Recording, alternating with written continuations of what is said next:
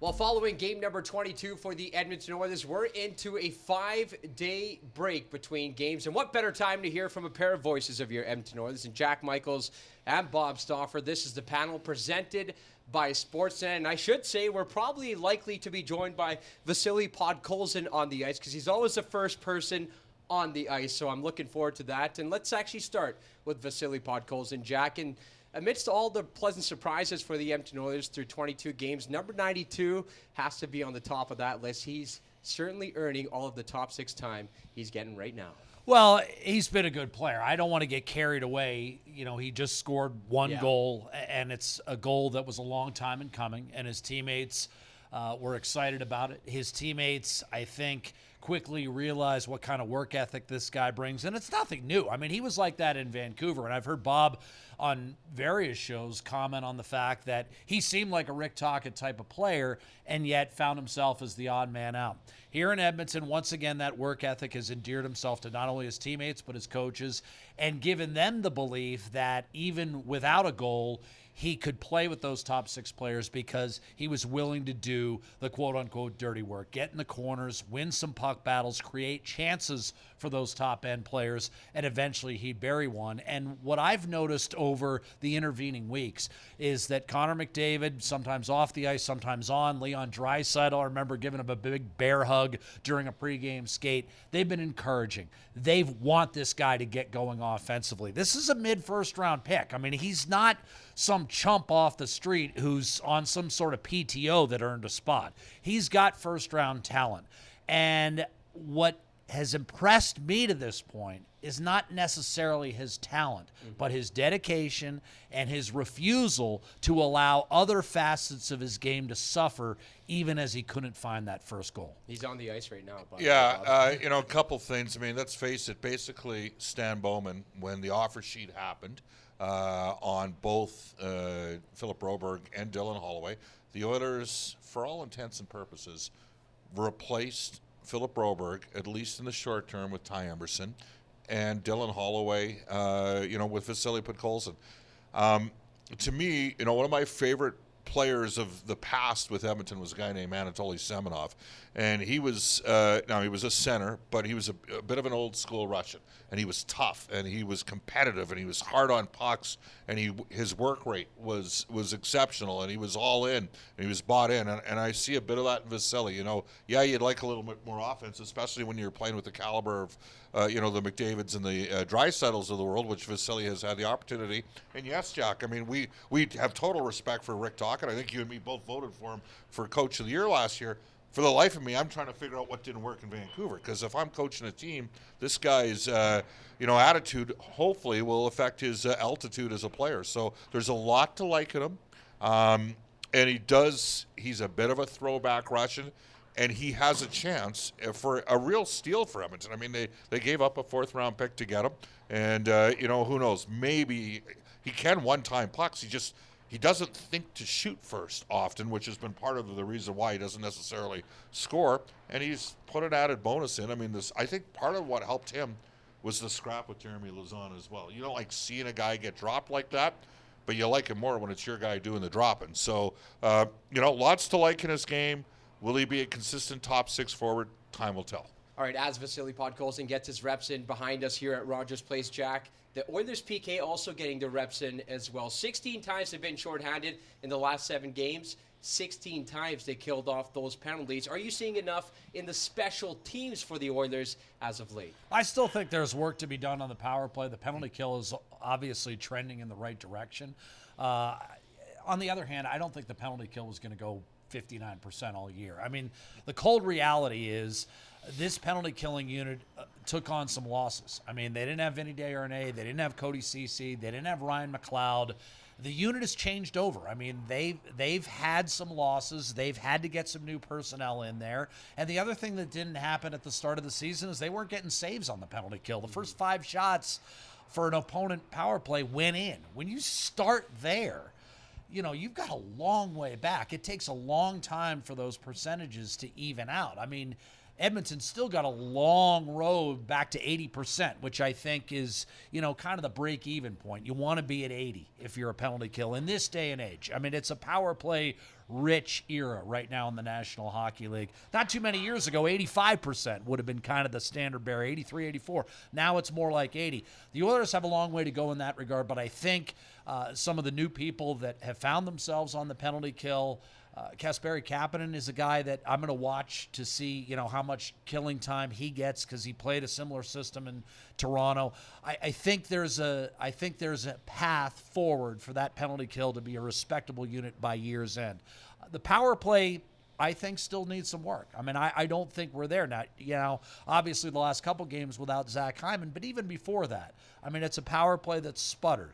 Now, whether or not that means adding a few new wrinkles and not necessarily relying on the road hockey aspect of it, or whether to jumpstart that power play, you might need to tinker with the units. It's been a long time, and it's had a long run of success. So I think the Oilers are trying to be as patient as possible, yet at the same time looking to make tweaks where necessary to stay ahead of the league. Because if you stay stationary in this league, eventually the NHL catches up to you. Yeah, a couple things for me. I mean, I'm going to circle back to one of the guys I mentioned before. You talk about, some newer guys in roles. Well, clearly the Ekholm-Emberson pairing is starting every penalty killing unit now in defense, and I think that's a pretty good start. And of course, Emberson would be the first to tell you he's playing with Matthias Ekholm. Ekholm's a pretty easy guy to play with. So, but you like Emberson's physicality. You and I have talked about that. I like Emberson, and he's a very serviceable price point. He's a pending Group 6 free agent, and for me, makes a lot of sense that you would get ahead of it and be proactive, and maybe we'll look for something to happen in January, February there. But there's something there with Ty Emberson.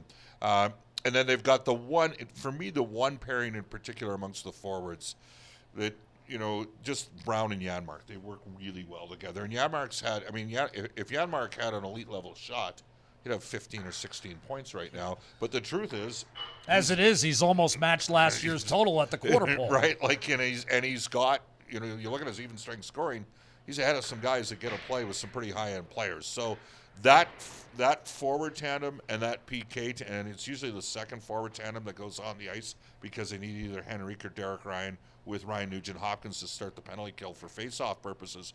But there's aspects of the PK that I'm liking right now. The power play, for me, and I'm sure this is something that the entire organization's dealing with, I'm a little frustrated with it. And there's a tremendous amount of talent on it, and I just think it needs to simplify. If you win offensive zone draws on the power play, get pucks to the net. And I will tell you that last season, and this is extended Oilers information, not available via the public, but more sort of sports logic-esque in nature, the Oilers had the second most shots per 60 off of a face-off win on the power play. And I'm told right now they're about 20th in the league. So that's. And having said that, Evan Bouchard's getting a lot blocked. I think he's had the most shots attempted that have been blocked this year. So you got to find different lanes. You got to, and one of the things is I think you have to shoot off the flanks, and they haven't done that enough, right? Yeah. And so, we know for a fact. I can remember when Todd McClellan was maybe at the height of his powers was early in his time in San Jose, and they had a thing where they wanted shots to the net within 15 to 18 seconds off a face-off win. I mean, it's tough to complete 7 or 8 passes and not have a stick in a lane or something like that, or somebody, miss a one-timer open look after you make 9 passes. I'd like the Oilers to be a little bit more proactive shooting the puck on the power play. All right, very quickly on someone you touched up on, Jack, Kasperi Kapanen, and what he kind of brings to this Oilers lineup. Well, I think he brings speed on the flanks. I think he adds a little juice to the wings, replaces some of the speed that was lost in the offseason, quite frankly. And we saw that even in his first game. Edmonton had 2 power plays, and quite frankly, the Oilers have had trouble drawing. It's tough to get in a rhythm on the power play when you're getting 1 or 2 almost every game. And Kapanen, on a night where the Oilers, again, got only 2 power plays, drew both penalties. So he's got his feet moving. His issue has always been, can he do it over the long haul? This is a 4th opportunity for Kasperi Kapanen. At some point, it clicks in with a player, I've got 60 games to go, and, I've got to get it done here. and he's never going to get a better opportunity than what he's gotten in the first 2 games. He's been, playing with elite level players in each of his 2 starts with the Edmonton Oilers. And as guys get healthy, if he wants to stay in that mix, he's got to continue to bring it. But as far as what he's had, he's always had it. Yeah. He can kill penalties. He's got plenty of speed, and he's got a pretty good shot. He had 20, not too long ago, I think the season before the pandemic with the Toronto Maple Leafs. But he's been tantalizing, and he hasn't brought it every night consistently for a full season. That is the case with 85% of NHL players. This is the world's best league. Yeah. But only the top 15% tend to bring it every single night. That's what's eluded him. But again, similar to Podkolzin, there's a reason he's a first-round pick. There's a reason everyone wants to give him another chance.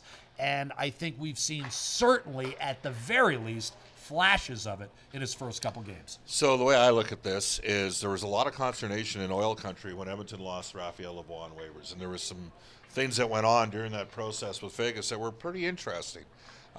It is ironic that I basically look at, where the Oilers going to keep a spot there and be tighter against the cap by keeping, Lavoie on the team. And they of course, wanted him down in the minors, or conversely, trying to shave a little bit more cap space to accrue more. And then because of some injuries, specifically to Arvidsson and Hyman, the Oilers were necessitated to act on Kapanen. I don't know about you guys, but to me, Kapanen's an NHL player. Lavoie right now, and we're cheering for Raphael Lavoie, but he has had a tough start to the year with Henderson. I think he's got 1 goal. I think he might be -9 or -10 right now down in the AHL.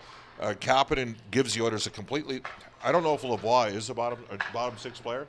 I know Kapanen can play in this league as a bottom 6 player, and he gives the team a different dimension.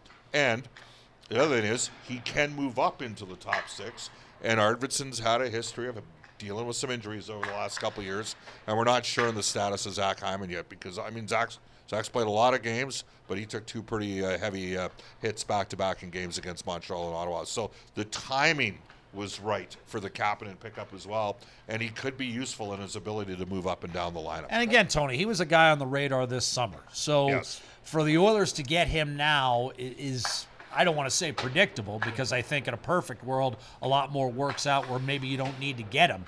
But he's certainly a player that the Oilers have identified as a potential guy who can fill in some of the gaps left by what occurred in the summer. Kapanen picked up his first point in an Oilers uniform on Saturday in that victory over the New York Rangers, playing on the top line alongside Connor McDavid and Ryan Nugent-Hopkins. Now in training camp, Chris Knoblauch said he wants to break down the season in 8-game segments. The first segment was 3-4-1. The second segment, 5-3. Remember, he's only aiming for 5 wins in each of these segments. So far, through 22 games, the last segment, 3-2-1. In order to hit that 5, they need to win both of their next 2 games, which begins in Utah. Have you guys ever been to Salt Lake City before? I have. I've actually called games in the same building, the East Center, that played host to the 2002 Olympics. Called a number of years, I think 6 years in all at the East Center for, at the time, the Utah Grizzlies in the ECHL. But I've never called a game in the shared house with the Utah Jazz, which I think has some of the challenges that a previous host in the NHL, Phoenix's America West Arena, had. But it's a market that's excited about its team, and its team is one that's been fairly tough on Edmonton, not always getting the result, but certainly making for some interesting matchups. That Matias Maccelli, I can guarantee you, is going to be first and foremost on the Oilers scouting report, because he seems to show up every time they play. They've had an interesting year, right? I mean, they went and got Sergachev in the offseason. They signed Sean Durzi. Well, he's out right now. They got Marino in a deal. He's out. So 2 of the guys they were kind of counting on to beef up that back end. And so they started out well. They had a bit of a drop off, and they're starting to play a little bit better of late. I know they lost in Toronto. It was a close game. I've been in Salt Lake City technically for about, 45 minutes to an hour now. On a layover. On a layover with Delta back in the day, but it's been a long time. So I'm looking forward to it, I think. There's no question the fans are way more into what they got there. That said, it's got to be stated, for a purely broadcaster-centric perspective, I'm going to miss the mullet. I'm going to miss the mullet, too. That was about as good a broadcast. That was a great barn. It's a great place to call a game from. But if you're the players, not a great place to make your living. I'm looking forward to seeing what Salt Lake brings on Friday. And then who knows with Colorado. I mean, I'd like to say, could it be a conference preview? Yes, but that Central Conference is so good. You can say that about 5 different teams right now in the Central. And the Oilers have got some work to do, too. But it's going to be a pretty interesting road trip, to say the least. Salt Lake City, 2002, the first time Canada won gold medal in how many years, Bob? 50. 50 years, 5 decades. Well, give these two a gold medal for their work on the panel presented by Sportsnet. I'm an American. I remember it.